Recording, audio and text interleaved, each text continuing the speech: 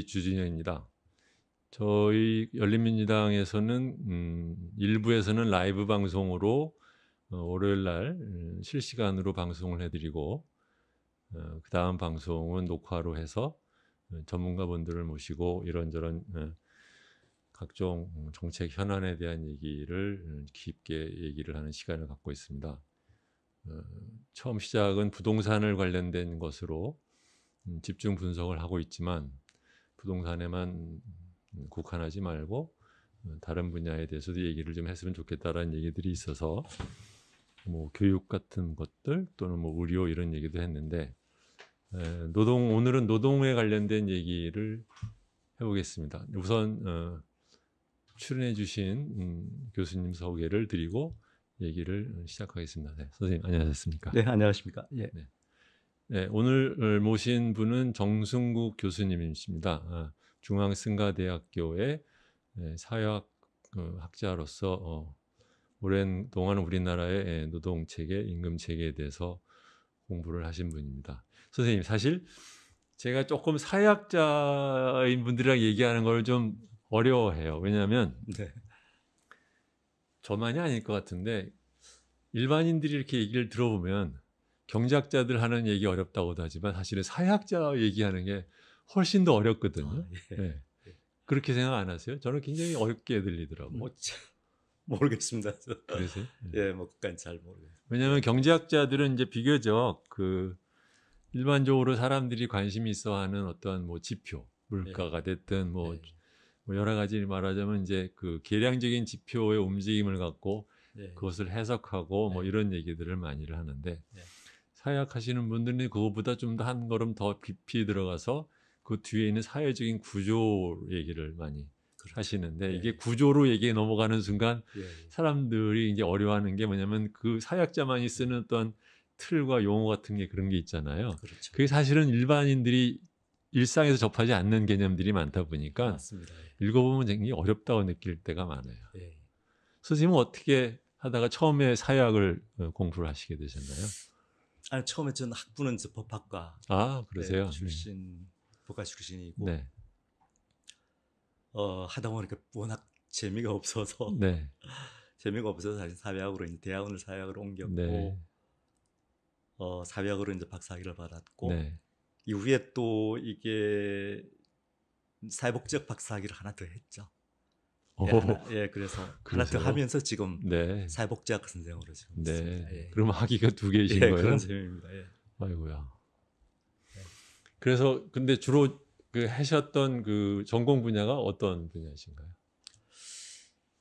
오랫동안 연구했던 주제는 이제 뭐 제 박사학위 논문도 사실은 그 현대자동차의 어떤 생산의 유연성에 따른 이제 기술과 조직의 변화라는 주제로 박사학위를 썼고, 그러니까 작업장 대공장 연구를 했었죠. 노동사회학에서 대공장 노동자들의 대공장을 했고, 또 제가 사실은 그 학교 들어오기 전에 사실은 대우그룹에서 몇 년 한 5년 일을 했거든요.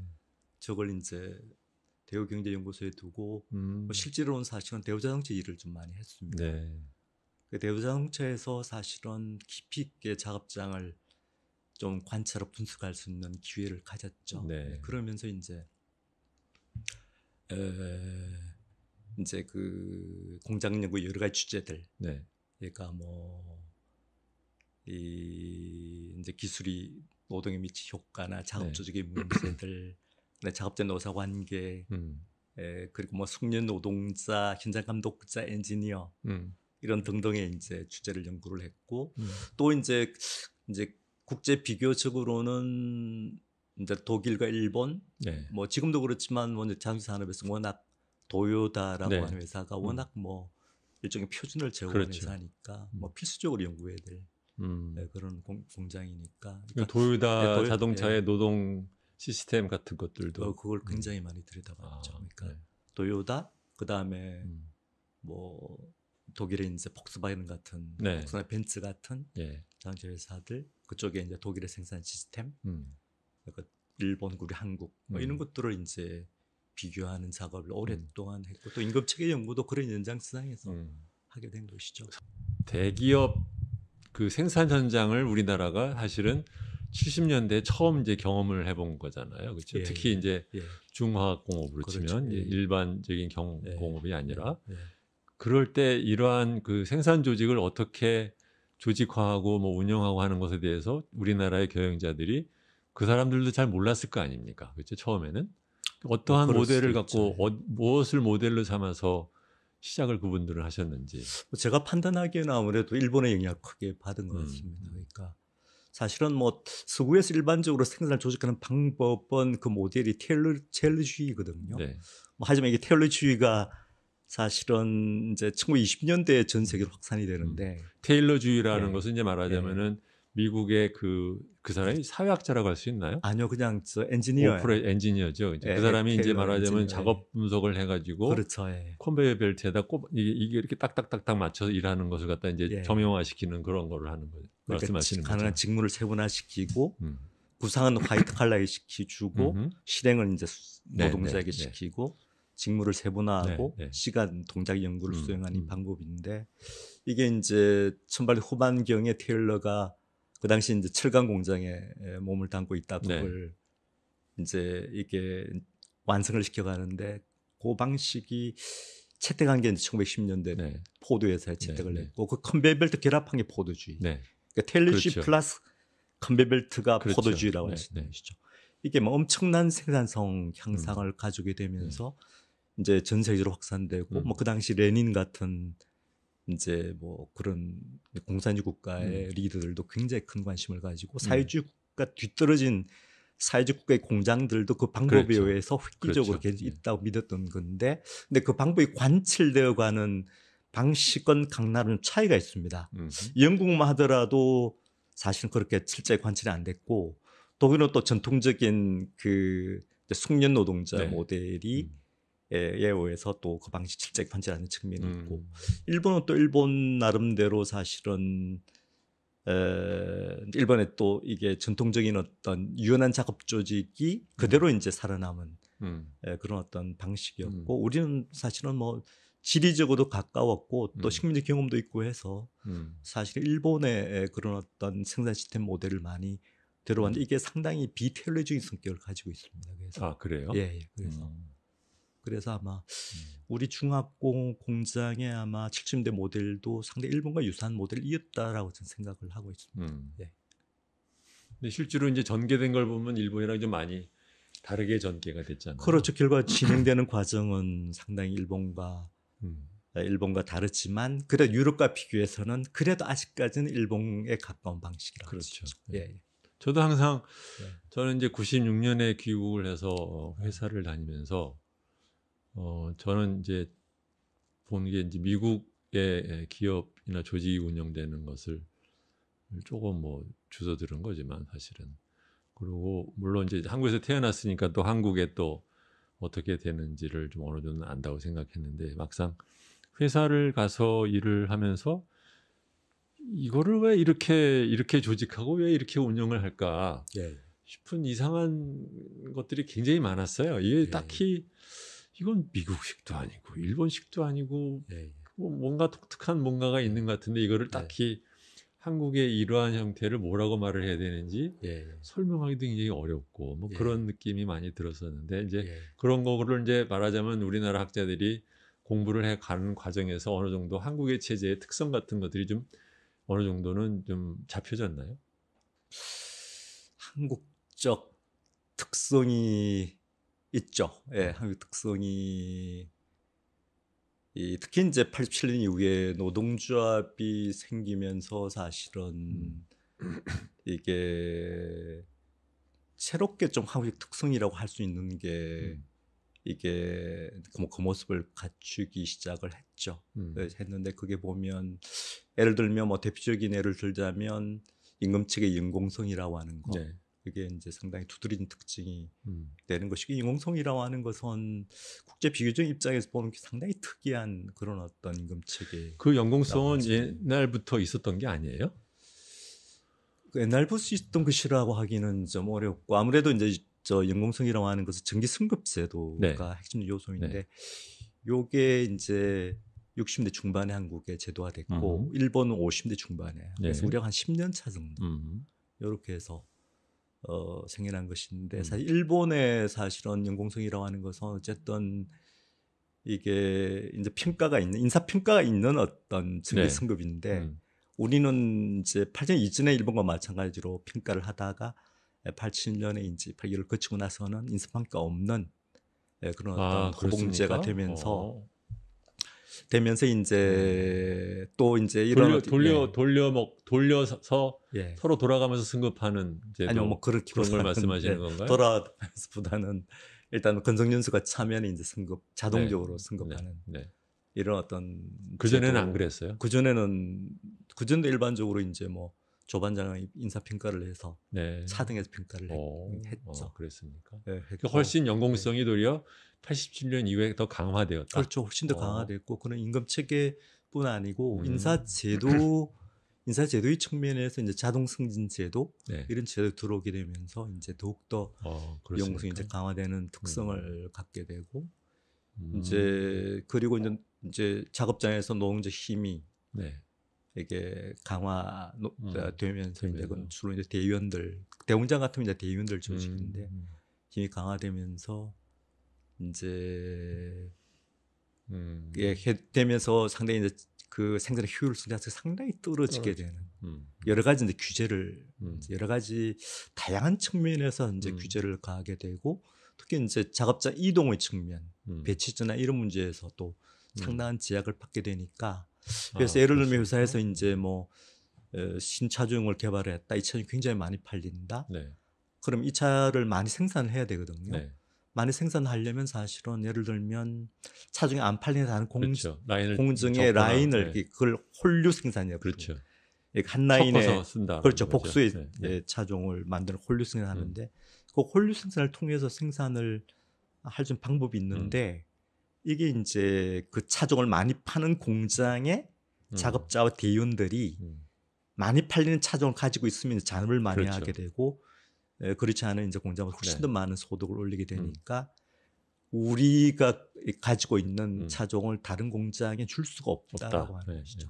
그렇게 되면 이제 상당한 비효율성이 나타나게 이제 되는 것인데 이게 여러분 이게 혹시 느끼셨는지 모르겠는데 바로 이제 이래서 그 학자를 모시고 얘기를 하는 게 굉장히 좋은 거예요. 뭐냐면 저만 하더라도 몰랐는데 선생님은 이제 벌써 70년대 이전에 우리나라의 생산 현장과 80년대 현장을 비교를 할 때 저는 이제 어떻게 생각했냐면 우리나라의 강한 연공급 제도는 그 전부터 원래 있었던 것이라고 알고 생각하고 있었는데 그게 아니라는 말씀이시잖아요. 그렇죠. 저는 제가 보기엔 굉장히 많은 시청자분들도 아마 처음 듣는 얘기일 거라고 생각을 합니다. 그게 그 87년 이후에 더 강화된 거고. 그래서 우리가 이제 연구자들이 그런 현상을 가리켜서 이제 비경쟁적 내부 노동시장 이런 용어를 사용을 하죠. 일반적으로 내부 노동시장이라고 하는 것은 내부 노동시장이라고 하는 것은 사실은 뭐 이건 뭐 상식적으로 쉽게 이해될 수 있는 개념인데 이게 이제 그 기업 내에서 이제 노동자에게 고임금을 지불하고 안정성을 제공하고 그다음에 이제 기업 내의 어떤 이동을 할 때 외부 노동 시장에 의존하지 않고 그 기업 내 내부의 규칙에 따라서 이제 운영을 할 때 그걸 내부 노동 시장의 용어를 쓰거든요. 근데 그게 일반적으로 서구에서는 경쟁적 내부 노동 시장이라고 해서 예를 들면 뭐 일반적 서구 같은 직무급이 있으니까 성과에 의해서 차등해서 승진시킨다 그런 얘기죠. 직무급이라고 하는 것은 상위 측면에 빈자리가 있을 때 이동을 하면 이게 승진이거든요. 근데 그건 경쟁이란 말이죠. 근데 우리는 경쟁인 노동조합에 의해서 제거가 된 상태이고 자동 승진 하니까 뭐 일반적인 작업자들도 자기 숙련을 향상시킬 인센티브를 갖지 못하고 또 성과를 다른 작업자에 비해서 발휘할 유인이 없으니까 뭐 우리 공장의 경쟁력이 이제 그만큼 떨어지는 오늘 제조업의 쇠락 현상의 배후에는 그런 현상이 깔려 있다라고 저희는 판단하고 있는 것이고 그리고 또 중요한 게 이제 그러니까 또 일단 뭐 저 80년 이후 지속적으로 사실은 IMF 직후에 몇 년간을 제외하고는 지속적인 이제 임금 인상 그걸 우리가 이제 보통 학術용어로 웨이지 스파이럴 이런 그런 용어를 사용하는데 굉장히 고임금 현상이 계속 올라가는 거죠. 굉장히 고임금 현상이. 그래서 우리가 이제 국제 그 분업 구조에서 우리나라 이 기업들이 찾아온 지위가 중위의 지위거든요. 그 중가 그렇죠. 시장이란 말이죠. 위에 상위 시장은 일본이나 독일 같은 유럽 기업들이 다 차지하고 있고 거기에는 큰 장벽이 놓여 있는 그런 어떤 상태인데 이 중위의 국제 분업 구조에서 정작 노동자 임금은 사실은 일본이나 또는 프랑스나 미국보다 더 높은 거거든요. 2018년도 연말쯤에 중소기업연구원에서 사실은 그 연구를 했습니다. 그래서 500대 대기업, 500인 이상 대기업에서 우리나라의 평균 임금이 일본이나 프랑스, 미국보다 더 높은 것으로 아주 대단히 쇼킹한 그렇죠.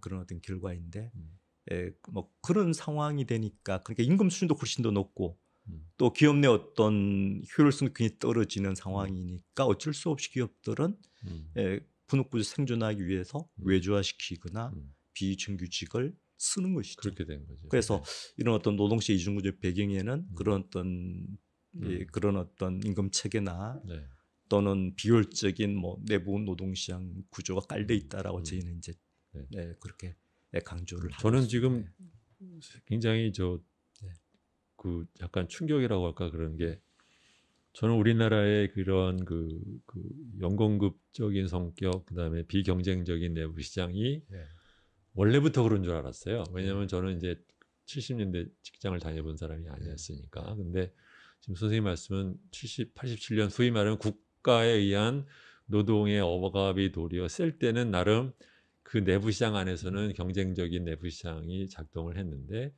그거는 좀 그전에 아마 내부 시장이 좀 없었다라고 할 수 있어요. 네네. 가지 이전에는 약간 원제가. 근데 제가 이제 한국에 와서 이렇게 보니까는 이제 느낌이 하나는 기업 간에 이직을 안 하는 거예요. 맞습니다.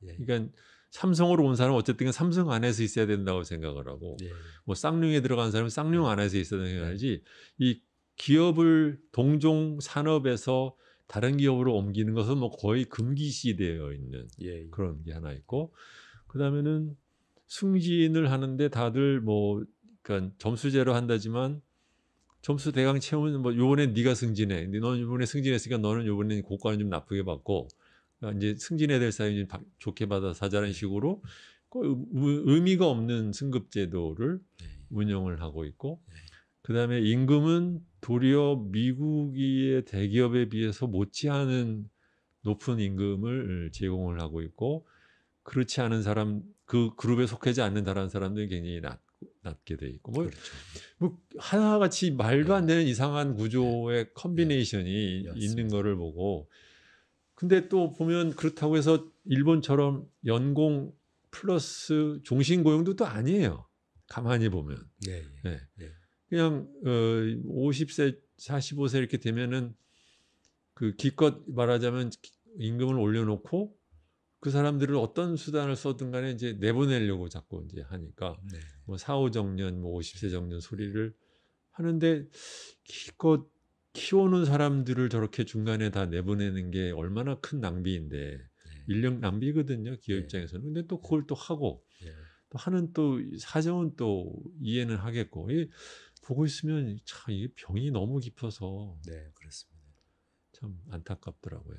근데 이 문제가 지금도 사실 크게 해결이 안 된 채 오는 거죠. 그렇죠. 해결되기가 어려운 게 사실은 그게 노동자 계획의 문제, 이중적 노동시장 계획의 문제인데 계획이 어려운 것은 이제 그 현상의 이해관계를 가지고 있는 집단, 우리 그걸 내부자라고 표현하는데 내부자의 저항 때문이죠. 그리고 그냥 내부자를 저항하는 것이 아니고 내부자들하고 일종의 이해관계 동맹을 구성하고 있는 그런 거죠. 정치적 집단. 예를 들면 우리가 이제 뭐 영어법 이야기를 아까 제가 이야기를 했지만 이제 특히 이제 공공부문에서 연공급 임금의 직무급으로였던 개혁 작업이 뭐 오래전부터 이제 과제가 되고 있는데 그걸 실천하지 못하고 있는 이제 주요한 이제 배경에는 역시 정당의 개입. 그러니까 선거 시기에 이제 정당과 노동조합 일종의 정책 연합을 구성하고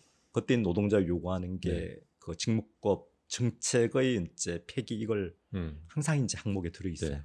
그 지난번 이번에 이제 얼마 전에 이제 이 총선했지 않습니까? 네. 그 총선 전에 사실은 새로 이제 홍남기 총리께서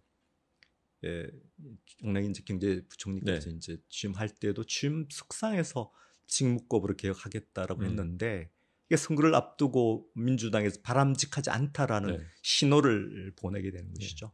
근데 그렇게 되면 이제 기재부에서 이제 추진할 동력이 그렇죠. 상실되는 것이죠. 그런 저도 상황이 그전에도 이제 알고는 좀 있었는데 뭐냐면 네. 우리나라의 정당이 그러니까 이거는 뭐 지금 국민의힘이라고 말하는 당이 됐든 민주당이 됐든 뭐 정의당이 뭐 당연히 그렇다고 치는데 사실은 알고 보면 노조를 엄청 의식을 해요.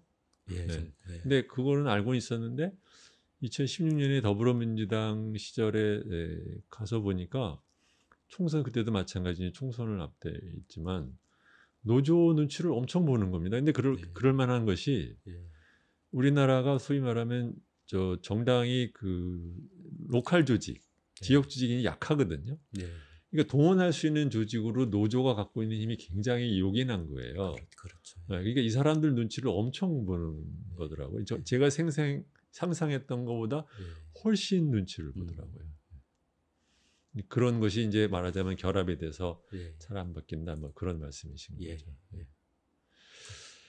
근데 얘기가 처음 시작하자마자 갑자기 본론으로 그냥 벌써 들어가는데 조금 좀 호흡을 좀 늦춰서 전체적으로 보면 우리나라 노동 시장의 특성이라고 하면 어떤 것을 짚을 수 있나요? 뭐 많은 사람이 우선 동의하는 게 일단 비정규직 비율이 너무 높다. 비정규직 뭐 누구나 다 지적하는 사항인데 특히 뭐 그걸까지 노동시 이중 구조다 뭐 이렇게 이야기를 하는 것이고 뭐 그다음에 또 들 수 있는 것은 이제 뭐 이중 구조와도 관련돼 있지만 임금 불평등 현상, 임금 격차가 그렇죠. 대기업과 중소형세 기업 그리고 정규직과 비정규직 뭐 이런 격차가 상당히 이제 이 격차라는 게 다른 나라도 어느 정도 있게 마련인데 그렇죠. 우리나라가 유난히 심하다 그 말씀이신 10분위 배열로 보면 사실은 미국 다음으로 우리가 거의 뭐 OECD 주요국가들 가운데 두 번째로 임금 불평등 정도가 높으니까요.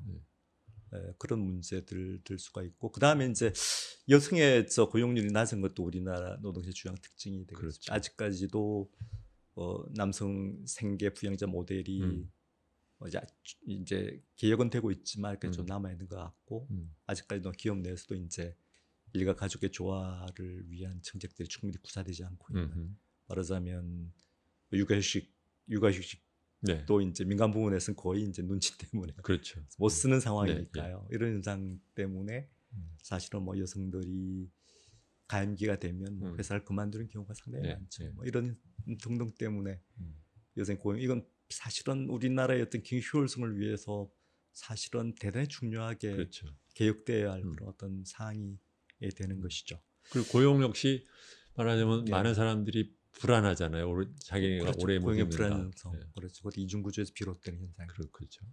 뭐 그런 것들을 뭐 특징으로 좀 들을 수가 있을 것 같습니다. 말씀만 들어보면은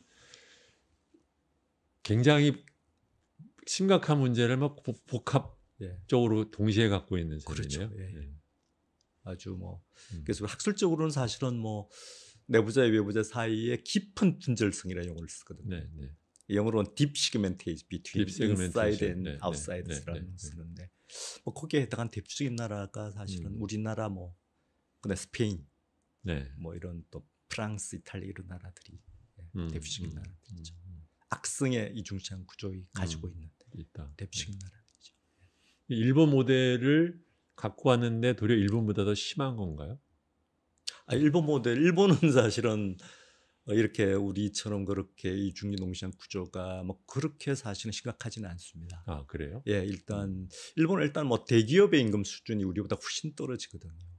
일단 일본이 이제 70년대가 되면 일본 노동조합이 사실은 60년부터 70년 정도 된 일본 노동자 운동의 힘이 꺾여지게 되고 여러 가지 대표적인 파업에서 패배하게 되죠. 패배하게 되고 또 이제 직능급이 70년대부터 본격적으로 도입되게 되는데 그 직능급이 이제 이전에 이제 그 임금층인 인사들에 비해서는 노동자들을 굉장히 기업 내화시키는 네. 그런 이전에 사실은 일본은 사실 50년대부터 직무급을 받아들이기 시작했는데요. 지금 미국의 영향, 미국의 사실 미 군정층의 영향도 있고 또 그 당시는 뭐 2차 세계대전에서 승리한 미국이 전 세계 표준이었으니까. 지금 말씀하시는 거는 그러니까 일본이 네. 흔히들 생각하기에 네. 연공급에 의한 평생 고용 체제로 알고 있는데 사실은 일본이 도리어 연공보다 직무급 또는 직능급에 훨씬 더 일찍 시작을 했다는 말씀이신 거군요. 그러니까 일본이 또 50년대 중반에 정기 승급 제도를 제도화해요. 그러면서 또 동시에 50년대 직무급 도입을 본격적으로 추진하게 됩니다. 일본 대표적인 여러 기업들이. 근데 이게 70년대에 사실은 일본도 이제 그 아까 말씀드린 그 배치의 유연성이랄지 또 직무급이라고 하는 것은 상위 포스트가 있어야 사실은 승진할 수 있는 경쟁을 통해서. 그렇죠. 근데 이게 일본의 그 정원들에게 대단히 이제 이게 비매력적인 직무급이 비매력적인 것으로 받아들이게 되면서 그러면서 60년대 중반에 그러면 직무급 이게 잘 제도하기 어려우니까 일본에 이제 1경련이 있지 않습니까? 1경련에서 일본 경제연합. 1경련에서 어떤 판단을 하냐면 직무급 당장 도입이 어려우니까 일시적으로 직능급을 경유해서 그 직무급을 도입한다는 그런 어떤 방침을 갖게 되는데 이제 그래 직능급을 이제 도입을 하다 보니까 직능급이 상당히 일본의 기업에 잘 맞는 방식이었다는 사실이 이제 여러 기업들에서 확인되면서 그때부터는 이제 본격적으로 이제 직능급 도입을 하게 되죠. 선생님 여기서 잠깐 직능급이 무엇인지부터 좀 설명을 좀 해주셔야 직능급이라고 하는 그야말로 이제 직무 수행 능력을 등급화한 것이죠. 그거랑 직무급이랑은 어떻게? 직무급이라고 하는 것은 직무를 등급하는 하는 것이고. 일 기준이고 직능은 그 사람한테 속해 있는 능력 기준이다. 그렇죠. 직무라고 하는 것은 속직급. 직업에 속한 일하는 것. 직무급이라고 하는 것은 특정한 직무를 수행하는 개인의 속성과는 아무런 상관이 없습니다. 순전히 그 객관적인 직무의 속성, 그걸 가지고 우리가 이제 학술 용어는 직무 요건이라는 용어를 쓰거든요. 그러니까 특정한 직무를 담당하는 개인이 뭐 능력이 있는 친구든 게으른 친구든 아무 상관이 없어요. 오로지 객관이 요구된 직무의 속성에 따라서 임금을 지급해요. 그런데 직능급이라고 하는 것은 객관의 속성이 아니고 그 개인의 능력, 직무수행 능력, 숙련, 뭐 이런 어떤 성실함 이 등등에 따라서 임금을 지급하니까 이게 완전히 다른 임금 체계죠. 그럼 그 직능은 어떻게 측정을 해요? 그건 회사에서 인사고과를 통해 판단하는. 컴피턴스 이게 직능의 능력에 대한 카테고리를 만들어 놓고 능력별 평가에 점수를 넣어서 그것을 합산해 가지고 이 사람은 이 정도 능력이 되는 사람이다. 그렇죠. 이런 식으로. 그러니까 그걸 이제 각 회사마다 사실은 그 특정한 어떤 직능 등급에 요구되는 그런 능력에 대해서 대단히 디테일하게 이게 기술이 되어 있습니다. 그래서 회사에서 평가해서 주로 상급자인 이제 현장 감독자나 상위 부장이 아마 논의를 해서 평가할 텐데 그거에 따라서 개인을 평가해서 등급화하는 것이죠. 등급화해서 적합하면 이제 저는 근데 일본의 직능급이 시도는 되었지만 썩 그렇게 성공적이지는 못하다라는 평가를 받고 있는 걸로 알았는데 그렇지 않은가 봐요. 맞습니다. 근데 직능급이 어떤 약점이 있냐면 연공화되기 쉬운 약점이 있습니다. 그래서 직능급을 엄격하게 사실은 평가를 하고 운용을 해야 이게 기능을 발휘하거든요. 그런데 이게 좀 느슨하게 평가하거나 또는 뭐 체류 연수 같은 걸 두어서 그 등급의 충족을 못 시키더라도 그러니까 최소한의 체류 연수를 둬서 그냥 예를 들면 이제 한 5년이 지나면 능력 요건을 충족시 못하더라도 자동적으로 승진을 있게끔 만드는 그런 제도가 있습니다. 뭐 그런 제도를 둔다 할지 제가 귀국했을 때 그래서 굉장히 웃겼다고 처음에 익숙하지 않을 때니까 그렇지만 과가 없는데 과장, 예. 네. 부가 없는데 부장이라는 거예요. 예. 예. 예. 그런데 그 제가 이제 부장한다 그러니까 예. 저랑 원래 미국에서 알던 예. 일본인 선배가 야, 네가 벌써 부장이야? 그러니까 그 사람들만 하더라도 어느 정도 능력에 의해서 승진하는 게 있다 보니까 만년 과장이라는 게 있단 말이에요. 그러니까는 이제 그 부장 되는 게 굉장히 그 중에서 일부분만이 되는 것이고 아무나 되는 게 아니고, 예. 그다음 그 부장 자체가 굉장히 상당히 나이가 든 사람이 되는데 한국은 그냥 그게 아무런 의미가 형해화된 호칭으로만 남아가지고 그것도 막 훨씬 젊은 사람들한테 그냥 뭐 부장 뭐 시켜주고 뭐 부는 없는 같은 부의 부장. 부는 있는데 예를 들면 부장이 여럿이다 보니까 이제 이름이 애매하다 보니까 이제 팀장 뭐 이렇게 만들어 뭐 하여튼 직제가 완전히 뒤죽박죽이 되어 있어요. 그런데 재밌는 것은요, 삼성의 경우에 다른 기업 그룹에서도 그랬다고 들었는데 그 직무급을 한번 해보려고 90년대 중반에 직무 분석을 한번 했었습니다. 컨설팅 회사 들여가지고 막 수백 페이지에 해당되는 직무 분석 표를 만들고 별 난리를 쳤는데 아무데도 못 썼어요. 이게 우리나라가 직무급 도입한 시기는 60년대거든요.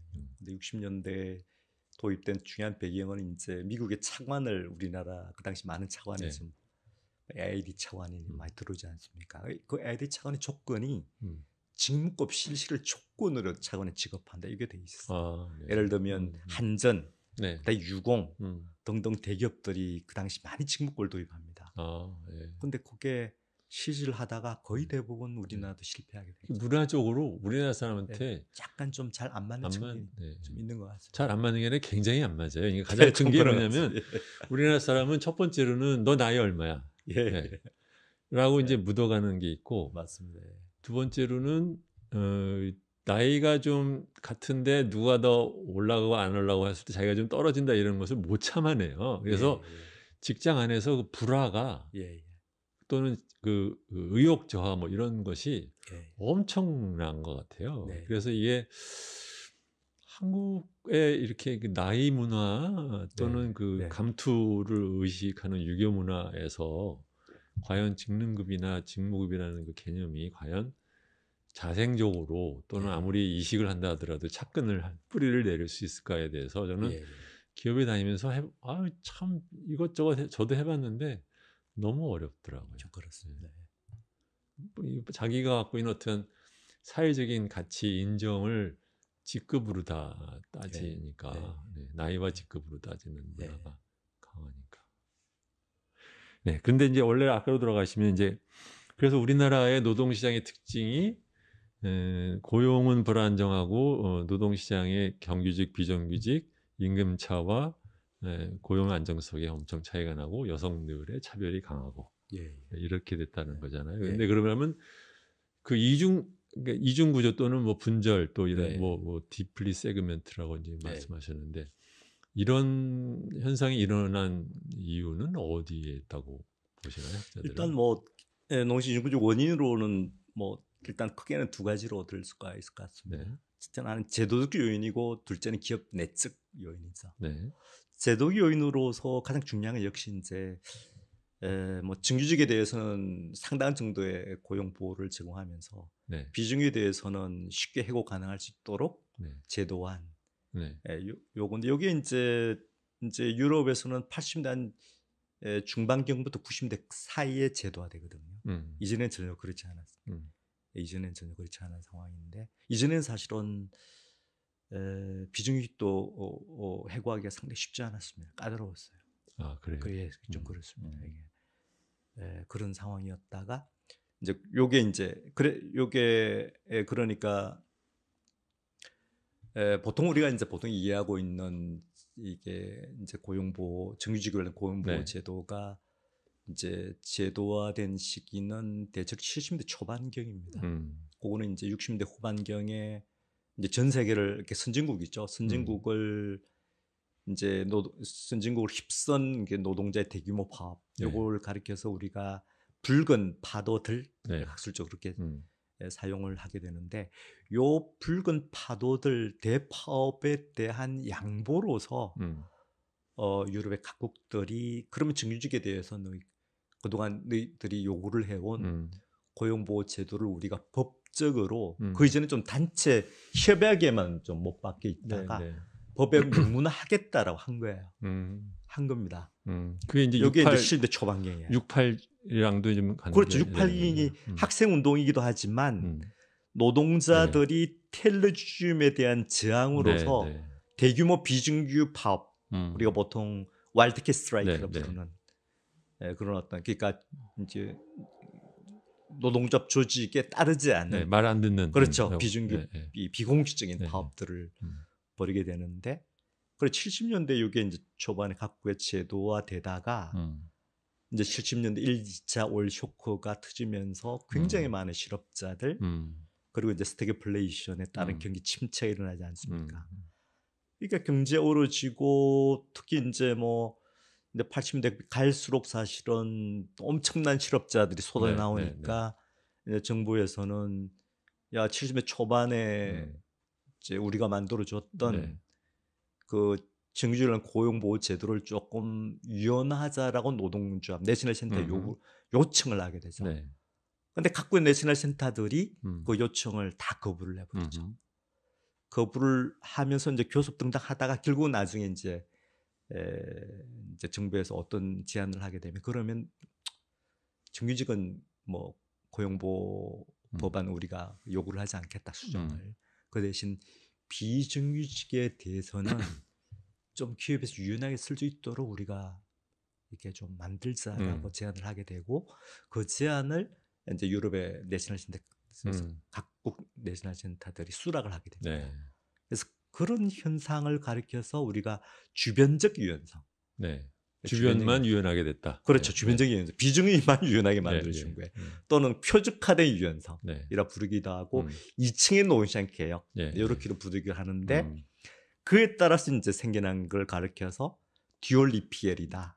이중의 고용보호 제도다. 뭐 이렇게 이야기하고 이중의 고용보호 제도 우리나라의 제도가 된 것은 역시 이제 98년 IMF를 거치면서 이제 어떻게 보면 한국 역시 대규모 경제 불황을 겪으면서 기존의 모든 사람한테 제공하던 고용보장을 풀어야 된다는 압력이 생기니까 그중에서 주변부만 양보하고 나머지는 이제 자기 거 챙기는 쪽으로 간 거네요. 그러니까 사실 98년도 이게 소위 이제 정례고법이라고 이제 일반 부르지만 사실은 정례고법이라는 용어를 우리가 학술적으로 사용하지 않고 그냥 고용보호법의 Employment Protection Restoration입니다.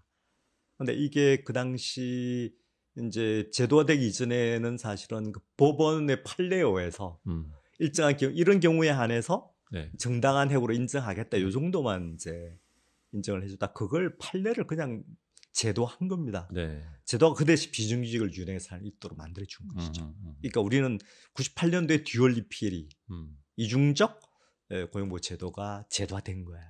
이게 이제 말하자면 사실 제도화라고 하면은 딱 대놓고 비정규직은 뭐 맘 놓고 자를 수 있게 해준다라는 말을 갖다 명시적으로 한 건 아니죠. 한 건 아닌데 사실 우리나라 근로기준법 24조에 이제 나와 있는데 그거는 정규직을 대상으로 해서만 사실은 고용보호 제도 입법화된 거고 비정규직은 비정규 법이 있지 않습니까? 기간제법이나 그런 법에서는 뭐 이제 여러 가지. 그럼 과거에는 비정규직에 대한 고용보호 보장 또는 보호를 어떻게 했어요? 그러니까 이제 사실은 유럽 같으면 예를 들면 그러니까 아까 말씀드린 정규직을 대상으로 해서는 주로 이제 1950년대부터 주로 이제 아까 제가 말씀드린 것처럼 단체 협약을 통해서 정규직 고용 보호가 이게 좀 협약이 명시가 됐고 그리고 이제 이게 워낙 이제 그 당시는 또 50년도부터 사실은 70년대 중반까지는 자본주의 황금기에는 경기가 좋았죠. 사실 타이트한 어떤 노동시장 구조니까 굳이 뭐 사실은 기업주들이 사람을 막 다 끌어모을 때죠. 필요 자체가 없어요. 그러니까 그 당시는 사실 비정규직을 해고시킨 경우에는 특별한 법에 따른 게 아니고 그냥 법원의 판단. 법원에서 자 이런 경우에 비정규직 해고는 이 위법이다. 이건 정당하다. 이렇게 판단이 있었으니까. 하지만 그렇게 돼 있었지만 기업에서 뭐 누구나 비정규직을 사용할 특별한 유인이 없었기 때문에 뭐 특별히 그게 문제가 된 것은 아니었죠. 그런 상황이 되겠습니다. 그러면 이제 우리 역시 과거에는 비정규직 역시 그런 식으로 나름 그 해고하기가 어려웠는데 예. 어떻게 보면은 이제 우리 생각에는 말하자면 IMF 위기 이후에 정리해고법이 도입이 되면서 해고하기가 쉬워졌다라고 사람들이 생각하는데 도리어 정규직에 대해서는 명문화함으로써 더 해고하기가 더 어려워졌다. 비정규직에 대해서는 도리어 없어지는 거다. 비정규직은 이제 기간제법 같은 것들이 만들어지게 되면서 일정한 조건하에 뭐 자유롭게 사용할 수 있게 된 것이죠. 뭐 정규직보다 훨씬 더 유연하게 그러니까 뭐 상품 수입 변동에 따라서 고용공을 해제를 해버려도 되니까 이런 어떤 단지 이제 무슨 사유 제한이나 횟수 제한 이 정도만 이제 명시가 돼 있으니까 그것만 지키면 수월하게 사용할 수 있게 된 거고 또 이제 이건 사실은 법적 제도 형식적인 측면에서 이제 고용보호법에 따라서 우리가 사실은 OECD에서 사실은 이런 고용보호 입법의 인덱스를 사실은 5년에 한 번씩 이제 OECD 회원국 대상으로 조사를 하는 거 하거든요. 거기 보면 우리나라 대체 이거 인덱스 한 중간 수준이에요. 중간 수준인데 근데 그걸 가지고 이제 일부 연구자들 우리는 중간밖에 안 된다. 그렇죠. 유연하지 않다 이렇게 주장하는데 하지만 그 형식 제도적인 측면이 아니고 실질적으로 작동을 보면 대기업의 특히 생산직 대상으로 해서 해고하려면 그야말로 전쟁이 필요한 거죠. 그러니까 해고를 못 시키는 것이죠.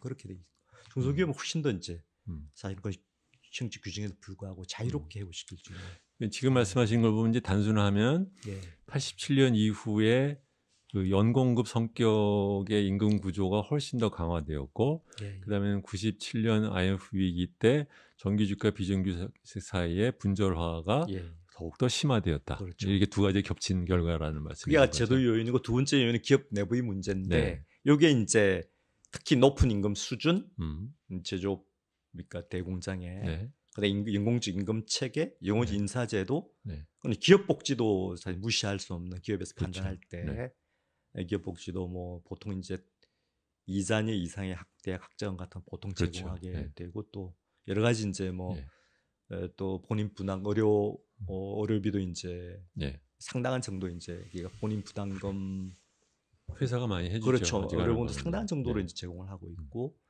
그다음에 아까 말씀드린 것처럼 또 기업 내 이동의 어떤 제한 자격 이걸 뭐 우리 연구자들은 내부적 유연성 이렇게 부르고 있어요. 인터널 플렉시빌리티라고 해서. 지금 선생님 말씀하신 데서 조금 제가 평소에 생각했던 거를 말씀을 안 해서 조금 의아해하는 게 있는데 하나는 뭐냐면 그런 이중 특히 이제 일본이나 한국 같은 경우에 이중 구조의 큰 배경에는 대기업 위주의 경제 체제가 큰 영향을 주는 거 아닌가요? 그것도 역시 맞습니다.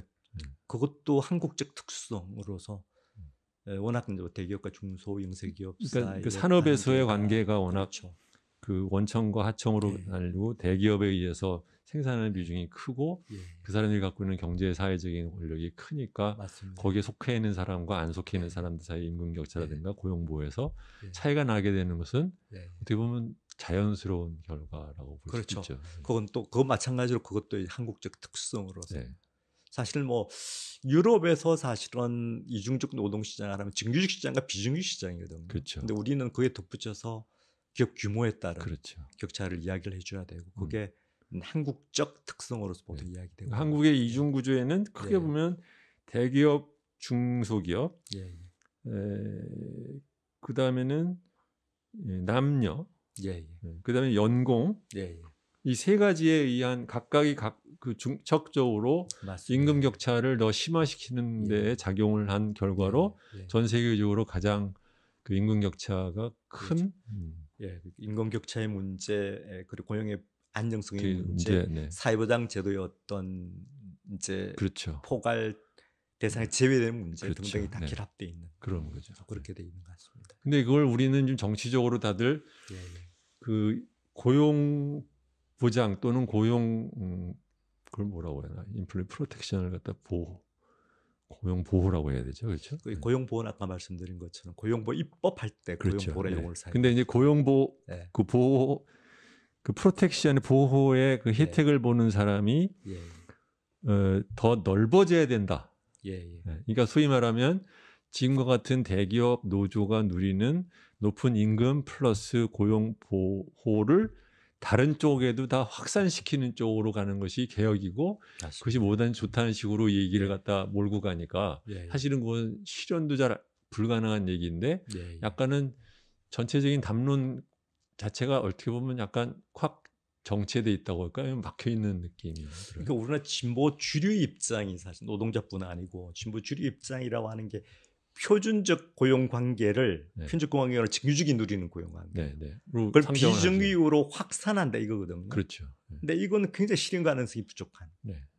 그런 어떤 이야기가 되는 것이고. 근데 심지어는 그거를 예. 식자들도 그냥 예. 그걸 다 받아들이는 경향이 커요. 상당히 뭐 좀 사실은 그런 측면이 네. 분명히 있고 또 지금 현재 민주당 정부의 어떤 정책들도 상당히 이제 그런 인식이 그렇죠. 예. 것인데. 그러니까 정규직 또는 예를 들면 이제 공사의 공기업의 직원들이 누리는 임금 높은 고임금은 놔둔 채 그렇죠. 나머지 비정규직을 정규직으로 한다. 예. 또는 그걸 갖다 뭐 마중물로 해서 예. 민간기업도 그렇게 해달라는 식으로 얘기를 하는 것이 이게 형용무순 또는 구성에 오류 불가능한 얘기인데 그거를 대놓고 주요 정당이 자기의 주요한 정책이라고 말을 얘기해 버리니까 이제 어떻게 보면 그게 문제가 있다고 생각하는 사람은 이제 할 말이 없어지는 거죠. 그런 상황이 되겠습니다. 네. 참. 아휴. 그러면 이렇게 된 과도한 고용 보호가 실제로 이제 어떤 문제를 일으키는 건가요? 이건 사실은 아까 말씀드린 과다한 고용 보호 그 자체가 문제가 아니고 이제 정규직은 그렇죠. 과다하게 보호하고 비정규직은 이제 지나치게 그 고용 보호를 안 하는 그게 이제 듀얼리티라고 말씀드렸고. 그러니까 어떻게 보면 고용 보호가 강하면 강할수록 거기에 따른 부작용에 대한 반작용으로 나머지 비정규직에 대해서 훨씬 더 가혹하게 몰 수밖에 없는 그렇죠. 그렇게 된다는 이제 거죠. 그 현상이 노동 경제학적으로 어떤 효과를 이렇게 만들어내냐는 측면에 대해서는 또 노동 경제학자들이 여러 가지로 분석을 했습니다. 그래서 그 예를 들면 일단은 노동자 이직을 증가시키는 이런 측면들, 또 짧은 근속 이런 문제들, 또 대체 효과, 비정규직 대신 정규직 대신 비정규직을 대체해버리는 효과, 그리고 전반적인 어떤 기업의 효율성과 생산성을 저하시키는 측면들. 잠깐요. 하나씩 좀 이직 효과라는 게 무슨 뜻이세요? 그러니까 우리가 사실은 이제 경제 효율성이 사실은 이게 보장이 되려면 기업의 노동자의 근속 수준이 높아져야 이게 보장이 되는 거거든요. 그렇죠. 그래야 이제 숙련도가 높아지니까요. 생산성을 이제 높이게 되는데 이게 몇 개월 근무했다 또 이직하고 몇 개월 근무했다 이직하고 이게 우리나라 이제 평균직인 근속 연수를 보면 평균은 4점 몇 년이거든요. 낮죠, 굉장히. 이게 OECD 다른 국가에 비해 유례 없이 사실은 짧아요. 그렇죠. 독일만 하더라도 독일, 일본 뭐 이런 나라 11년 정도 되거든요. 그렇죠. 비교도 할 수 없는 짧은 배경에는 높은 비중의 비율이 있다고 하는 것인데 그건 경제 효율성에 상당히 큰. 그러니까 특히 이제 비정규직이나 중소영세기업에서 그야말로 이직률이 이동률이 굉장히 급격하게 진행이 되고 있는.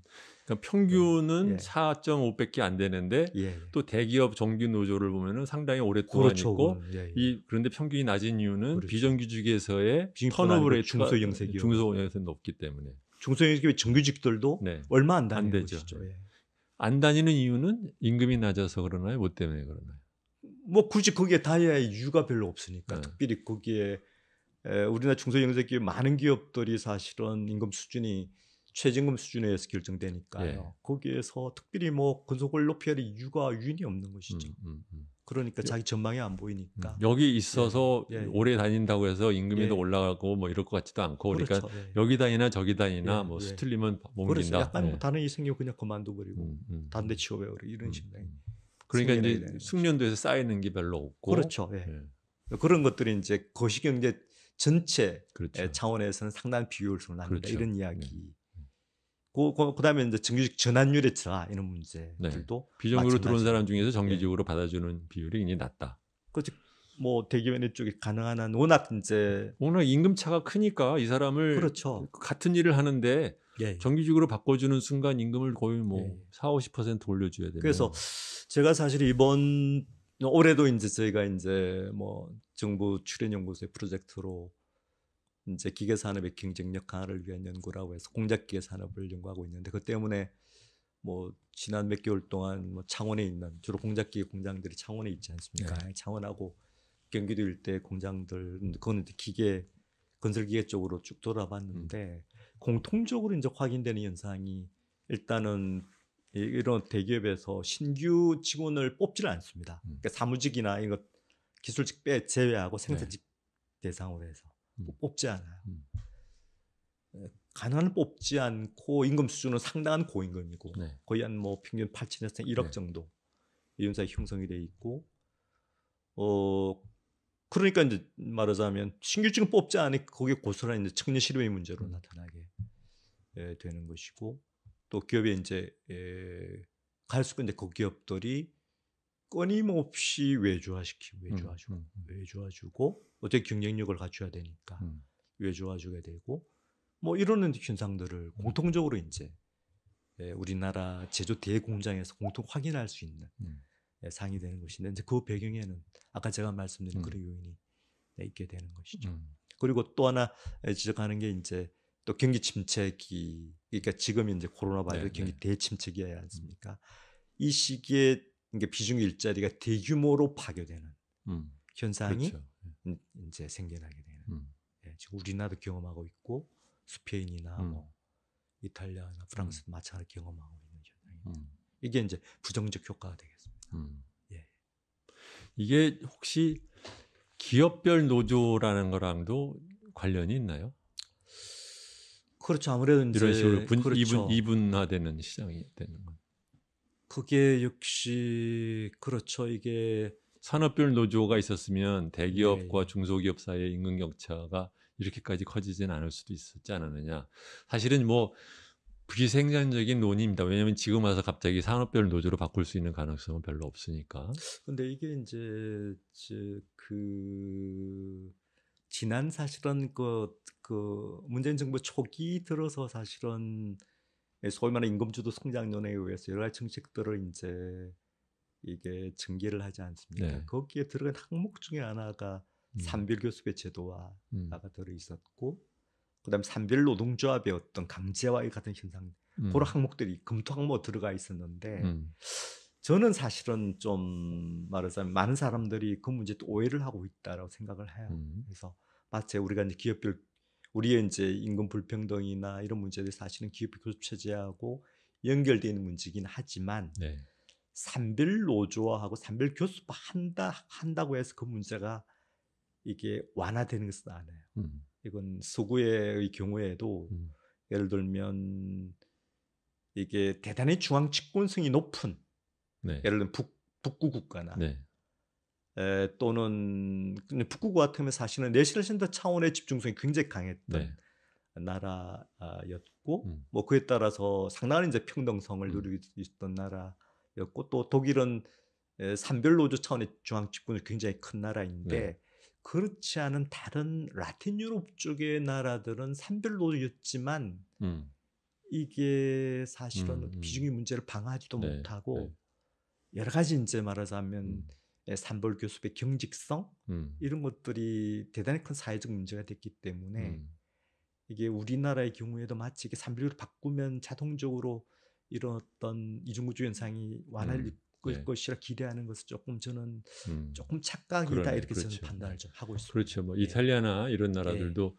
산별 노조가 없는 건 아닌데도 이중구조가 굉장히 심한 나라니까 그건 어떻게 보면 이제 사회 문화적으로 국가적인 유대감이라든가 사회 구성원들 사이에서 어떤 그러한 공동의식 이런 것들이 어느 정도 없는 나라라고 하면 사실 이탈리아 같은 나라가 굉장히 그렇잖아요. 스페인도 그렇고 알고 보면 자기네들끼리는 이탈리아가 아니라 각각 자기 지역 사람이라고 생각하는 사람들이 많은 사람들이니까 그런 것들도 작용할 수 있는 거구나. 그래서 이런 이제 지금 돌이켜 이제 말씀하시면 이제 이런 이중구조가 이중구조에 따라 임금 불평등과 고용 불안정 둘 다 그러니까 이 값도 불평등하고 양도 안정적이지 않은 아주 최악의 조합을 만들어내고 있는데 여기에 대해서 지금 정부가 지금 뭐 특별히 하는 정책이라고 하는 것이 있다면 어떤 게 있고 또는 했던 그런 것에 대한 평가를 하신다면 어떠세요? 일단 뭐 정부에서 이제 문재 정부 들어서 이제 마찬가지로 이제 이게 그 이제 그러니까 노동자 이중 구조가 문제라는 사실은 예를 들면 이제 뭐 그 당시 이제 첫 경제 수석조차도 네. 예, 이제 누구나 그건 다 알고 있는 알죠. 사실이니까. 네, 네. 그러니까 정책의 항목에 그러니까 그게 이제 임금주도 성장론과 결합해서 네. 배치는 돼 있어요. 네.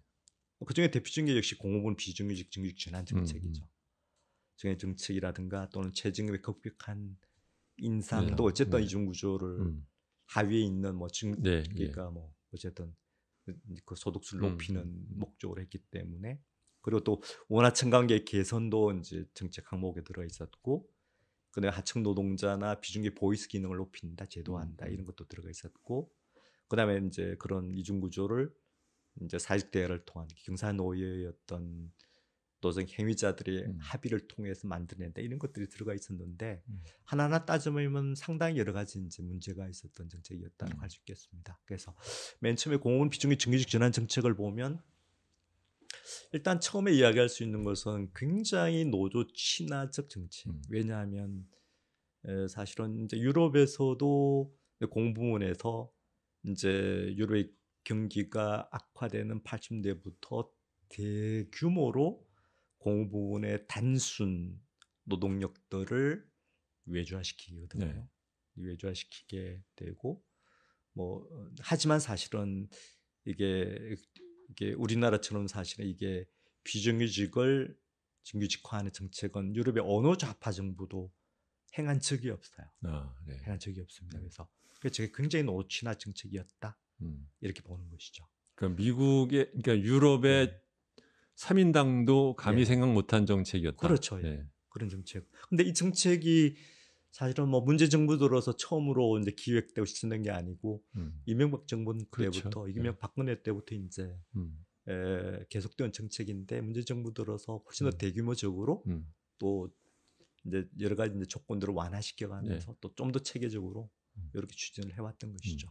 하지만 이제 이게 여러 가지 이제 문제가 있다고 하는데 뭐 제 생각에는 일단은 대단히 이제 준비 없이 비체계적으로 전개됐다.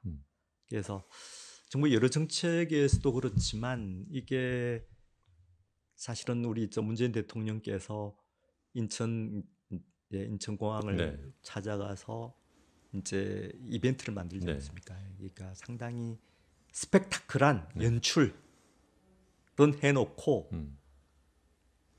그 다음에 그 준비는 그냥 담당 부처인 고용노동부가 알아서 해라는 식으로 이런 어떤 비체계적인 방식으로 하니까 막상 사실은 그런 비정규직 정규직화하는 작업에 들어갔을 때는 여러 가지 문제가 그렇죠. 생겨났던 것인데 대표적인 게 뭔가 하면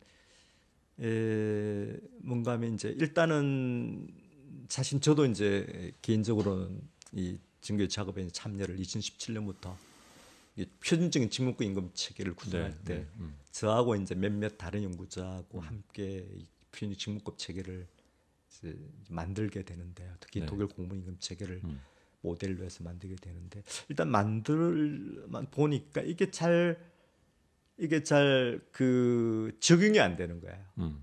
적용이 안 되는 주요한 이유가 뭔가 하면 이미 이명박이나 박근혜 정부 때 이제 들어갔던 정규직화 되었던 그런 직군을 가리켜 우리가 무기계약직 네, 또는 그렇죠. 공무직 이런 용어를 쓰는데 이들의 어떤 임금 체계가 이게 기존의 정규직 누리던 공무원이나 공무원 직군이 누리던 호봉급을 거의 대부분 답습하고 있었던 상태니까 그렇죠.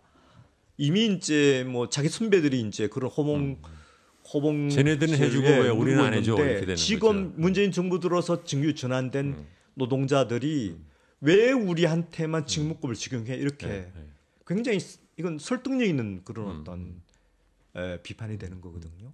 그러니까 사실은 특히 사실은 지방 정부의 공공기관 그러니까 다 때려치우고 나는 무조건 저 연공급 저 체계로 끼워줘. 나는 그렇죠. 그것만 해주면 아무 말 안 할게 이렇게 되는 그렇게 거죠. 되는 그렇게 되는 현상이 생기니까 이게 사실은 노조 관계도 공무원 그렇죠. 노조 관계도 불안정해지고 지금은 이제 여러 가지로 예를 들면 공무직위원회 같은 걸 범정부 차원에서 구성해서 네. 이런 어떤 이제 불안정한 비정규직 공무직 노조관계 안정화를 시도하는 여러 가지 정책들을 지금 만들고 있는데 이게 사실은 쉽지 않은 작업이 되어 있는 것이죠. 뭐 이런 어떤 비판이 뭐 대표적인 네. 어떤 문제라고 할 수가 있겠습니다. 그리고 다른 것들이 있다면 어떤 그다음에 뭐 또 차징금 급경 인상은 우리 뭐 주 대표께서도 사실은 뭐 상당히 이제 초반부터 제가 나서는 바람에 예. 이게 또 뭐 여러 가지로 또 많은 네. 이게 어쨌든 급격하게 인상하면 어쨌든 이게 청년이나 중고령자 같은 취약계층 노동층에 퇴출되게 되는 거거든요. 또 그러니까 이제 사실은 이건 이제 OECD 교과서에서 어떻게 이야기했냐 하면 적정 수준, 이게 영어로 모더레이트예요. 적정수 최저임금과 EITC, 우리나라 근로장려금 제도이지 않습니까? 요걸 결합하는 방식이 제일 효과적이에요. 이렇게 OECD에서도 이제 다양한 그런 또 뭐 수십 년 동안의 최저임금 실시하는 경험이 있고 그걸 검토한 보고서도 있지 않습니까? 그런 것들 종합한 결론이 딱 그렇게 돼 있고 우리 경우에도 이게 잘 들어맞는다라고 생각이 듭니다. 근로장뿐 아니고 뭐 다른 어떤 특히 이제 뭐 주택급여 같은 것들이 요구되는 이런 것들을 결합해서 저는 하는 게 효과적 생각이 들고 이것도 어쨌든 뭐 이게 자영업자의 반발이나 기타 여러 가지 문제 때문에 정부도 이제 더 이상은 이제 요구하지 않고 있는 그런 어떤 상황이라고 할 수가 있겠고 그 다음에 또 원하층 관계 개선도 사실은 이것도 이제 정부가 추진한 정책에 들어가 있지만 이건 뭐 거의 흐지부지 된 것 같아요. 그렇죠.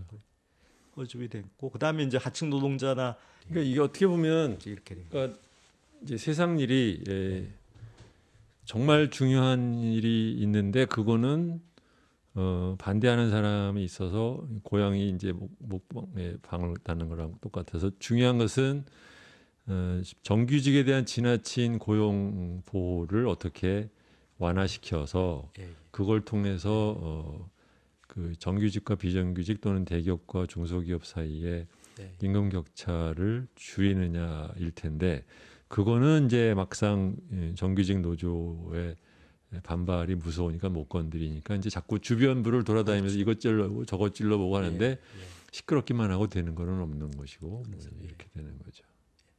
그리고 아까 최종적으로 이제 요걸 이중구조 개선을 노사정 합의를 통해서 하겠다라고 이제 뭐 그렇게 계획을 세웠지만 뭐 이미 뭐 우리가 경험한 것처럼 이게 뭐 안 되죠. 잘. 이게 제도화된 경험도 없고 우리가 뭐 이게 유럽에서도 이 주제를 가지고는 사실은 사적 합의 거의 안 돼요. 그래요. 왜냐하면 이렇게 그러려면 사실 아까 말한 고용보호 제도를 약간이라도 완화시켜야 되는데 이 문제에 대해서는 유럽의 정규직 노동조합도 양보할 생각이 없어요. 그러니까 유럽에서도 일종의 사회적 대화 체제가 이제 진짜 한물간 물론 뭐 코로나 바이러스를 지난번 2008년도 경제 위기 때는 유럽에서 일부 국가에서 사실 사회적 대화 시스템이 가동이 된 적이 있습니다만 하지만 이제 이중구조 개선을 위한 사회적 합의는 상당히 어려운 상황인데 뭐 우리는 뭐 조직 구조도 기업별 조직돼 있고 민노총이 전혀 이런 문제에 대한 중앙 집중성 대표성이 없어요. 통제력이 전혀 없습니다. 그렇죠. 다른 곳에서 잘 알지 못한 사실인데 전혀 대표성이 없어요. 통제력도 없고. 터치라서 여쭤보는 건데 이렇게 이중구조의 노동시장의 이중구조가 고착화되는 것에 가장 두드러진 현상 중에 하나가 또 하나는 뭐냐면 젊은 사람들의 실업이잖아요. 그렇죠. 청년 실업 문제. 그렇죠. 그러니까 이게 유럽에서만 있는 것이 아니라 한국의 청년 실업의 사실은 가장 큰 원인은 우리나라의 이중화된 노동시장의 역할이 굉장히 큰데 그렇죠. 근데 그거 놔둔 채 뭐 젊은이들 뭐 이 자리를 어쩌고 말을 해봤자 저게 소용이 있겠어요? 그러니까 지금 스페인이 거의 청년 실업률이 40%대, 이탈리아 50%거든요. 아이고야.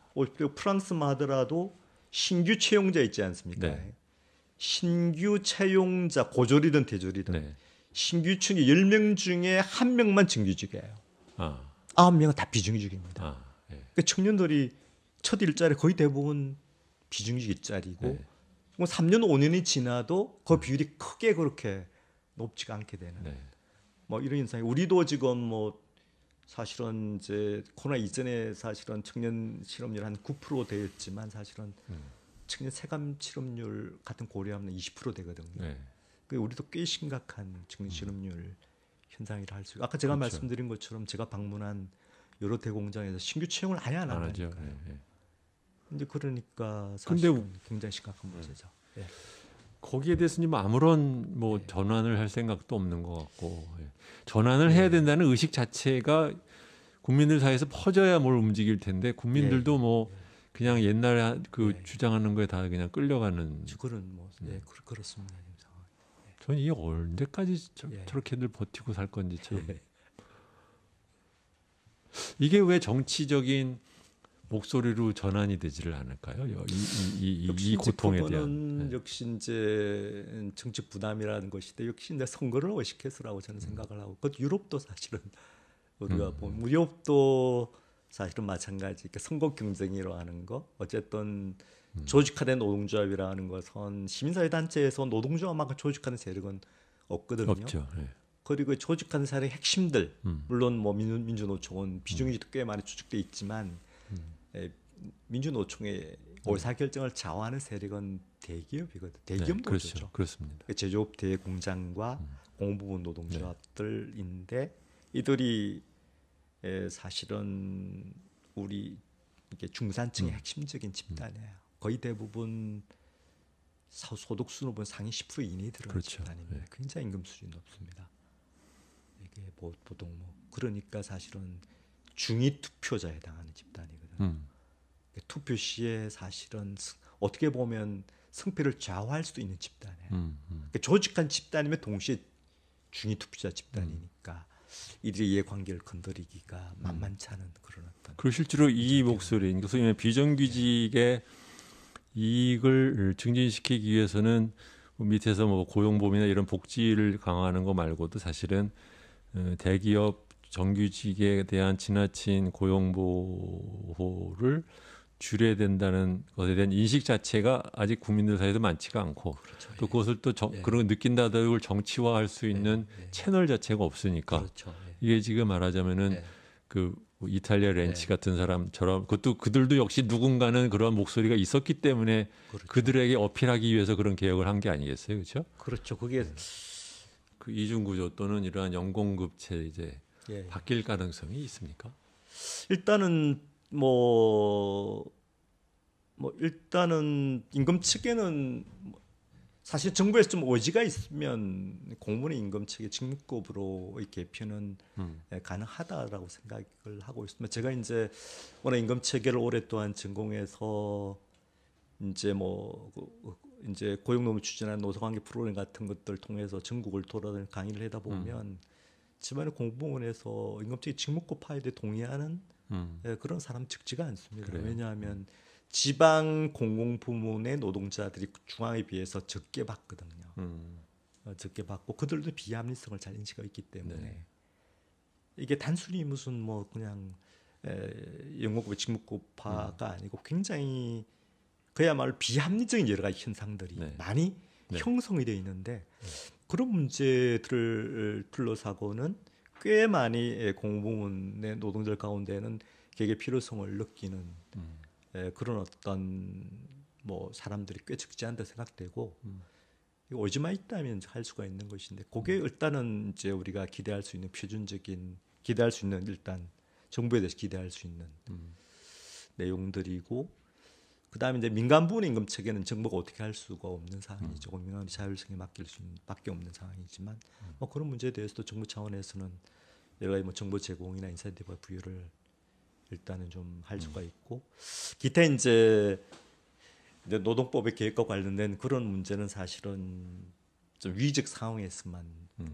할 수가 있다. 그렇죠. 이런 어떤 상황으로 돼 있고 저는 뭐 문제 관련해 특히 이제 산업은행에서 조금 더 좀 역할을 해야 된다 저는 생각해요. 왜냐하면 무슨 말씀이세요? 산업은행에서 이제 지금은 이제 대우조선도 그렇고 여러 이제 법정 관리에 들어간 기업들의 관리 역할을 하지 않습니까? 근데 이들을 할 때 이제 지원을 할 때 산업은행이 교습을 하게 되는데 조건으로 지원의 조건으로 저는 임금 체계, 임금 수준의 하락, 임금 체계 개편 이런 것들을 저는 해야 된다 생각해요. 이전에 저 고용노동 고위 관료하고 이야기할 때도 여기도 앞이 시끄러지겠는데요. 그거 좀 해야 된다라고 저는 뭐 이야기는 했지만 또 그 당시 고용노동부의 고위 관료가 고용노동 그거 하기 좀 힘들어요라고 이야기했지만 어쨌든 그런 역할들을 좀 산업은행에서 좀 해야 된다 생각해요. 뭐 그런 것들도 할 수 있는. 제가 그 기업에서 이제 뭐 기획 일 같은 거 하고 할 때 돌이켜 보면 큰 여러 가지 뭐 나름 제 딴에는 뭘 좀 해보려고 했던 개혁을 보면 그 중에 하나가 사실 이제 선생님 아까 말씀하신 걸로 치면 내부적인 그러니까 경쟁적 내부 시장을 좀 어떻게 좀 만들어 보고 싶었던. 그래서 소위 그냥 자동방으로 그저 승급하면 무조건 1,000만 원씩 월급 올라가고 그렇기 때문에 모두 거기에만 목을 매는 그러다가 45세 50세 되면 이제 잘리고 나가는 이 모두와 누구에게도 행복하지 않은 이 시스템을 좀 합리적으로 바꾸고 싶어서 이렇게 저렇게 좀 해봤던 것 같고, 또 하나는 이제 기왕 있는 직원들 이 소위 말하면 이제 직능을 키워주는, 그냥 다들 뭐 연공에만 관심이 있지 직능 키우는 데는 관심이 없어서 그러지 말고 차라리 좀 직능을 좀 키워보자라는 생각, 이런저런 뭐 이런 걸 했습니다만 결과적으로 돌아온 얘기는 말하자면 뭐 구조조정 청부사란 소리나 듣고 하니까 이게. 근데 이제 그럴 경우에 많은 주위 사람들이 그런 얘기를 해보냐면 그 네 회사도 아닌데 네가 왜 나서서 악역을 하느냐, 그런 얘기를 하거든요 실제로. 그리고 심지어는 직원들도 당신 몇 년 있다 나갈 사람이 왜 이렇게 열심히 하냐는 듯이 본단 말이죠. 그러니까 지금 어떻게 보면 선생님 말씀도 제가 왜 이 말씀을 드리냐면 그것을 추진할 사람의 인센티브가 없어요. 내가 왜 그거를 굳이 하냐, 아무거나 3년 뭐 하다가 말 사람인데라고 생각하기 때문에 이게 참, 산업은행이 물론 하면 좋겠지만 산업은행에 있는 사람들이나 산업은행장은 그렇게 할 인센티브가 없죠. 그렇죠. 그러니까 뭐 정부 고위층의 사실은 좀 판단해야 할. 그리고 그런 거 하면 또 뭐 지역구 국회의원 찾아가서 울고 그러면 그 사람들 쫓아가고 그걸 버틸 만한 뭐 줏대들도 별로 없으니까 참 쉽지 않은데, 이제 선생님 뭐 이게 이렇게 하면 될 것 같아서 지금 말씀을 듣는다기보다는 이게 이게 단순하게 이게 자본과 노동 사이의 싸움이라고만 볼 일이 아니라는 문제, 노동시장의 문제라는 게 사실은 우리나라 국민들이 좀 더 안정적인 고용을 누리면서 불공정한 임금에 따른 불만을 없이 서로가 그런 대로 뭐 굉장히 제가 싫어하는 표현입니다. 윈윈이라는 표현이라고. 이게 조금이라도 더 우리나라 노동시장이 합리적으로 바뀌기 위해서는 지금 체제를 고쳐야 된다는 생각. 그 고치는 첫 단계는 정규직에 대한 과도한 임금과 과도한 고용 보장을 어떻게 개선을 할 거냐라는 것을 고민하는 데부터 시작을 해야 된다. 거기에 대한 인식이 조금이라도 좀 넓어져야 그것을 갖다 시도할 정치인들의 용기도 좀 생기지 않을까 싶어서 말씀을 들었습니다. 오늘 장시간 고맙습니다. 감사합니다. 여러분 어떻게 잘 들으셨는지 모르겠습니다.